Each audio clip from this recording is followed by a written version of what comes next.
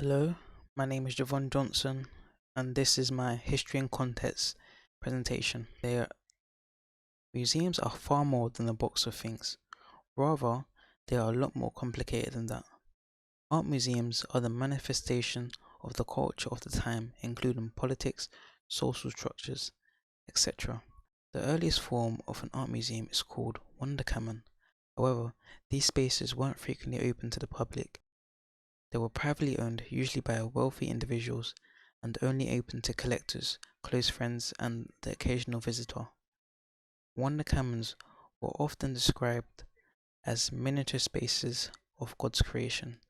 They came about at a point in time in which there was a spike in the interest of science despite the strong religious beliefs of society.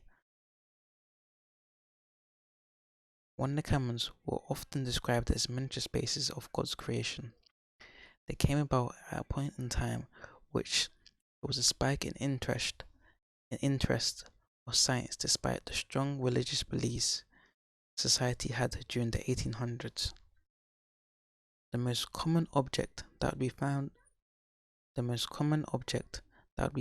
these spaces are remains of animals and creatures. These artifacts were more so used as objects to obtain more knowledge, which means the wealthy owners would take certain items up, and the visitors of the exhibitions are able to hold and inspect the items closely.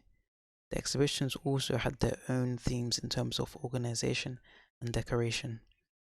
In the same century, we saw the birth of art museums, which were even bigger spaces which held the best artworks possible. To make the most of these spaces, museums would put artworks close together all the way to the very roof, which is usually curved to give an angle in which all paintings are visible to the viewer. As time went on, art museums became less clustered and more geared towards the feeling of each painting in the space rather than a big variety of them being put together. In terms of what is usually seen in paintings around the 1800s to quite recently would be traditional paintings usually depicting historical moments. These paintings would be highly detailed and have you gazing into them.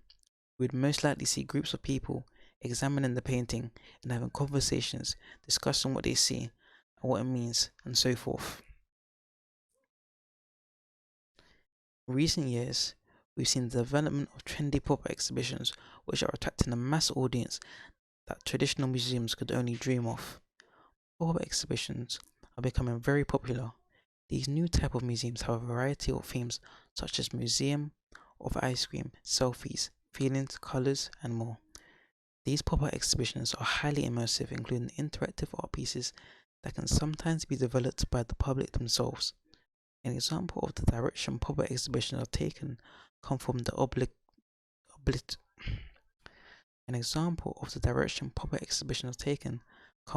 Obliteration Room.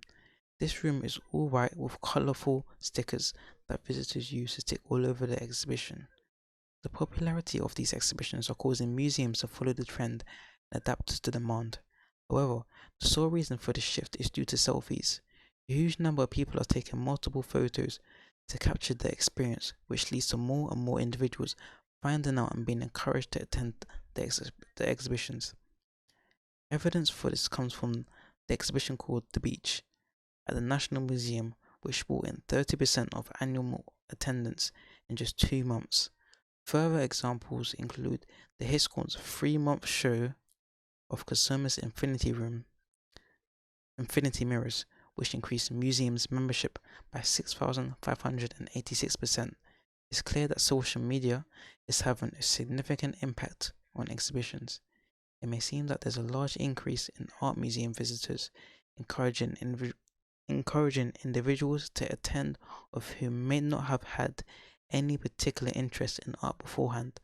However, they may only be there for the pictures rather than the art exhibition itself. Thank you for listening.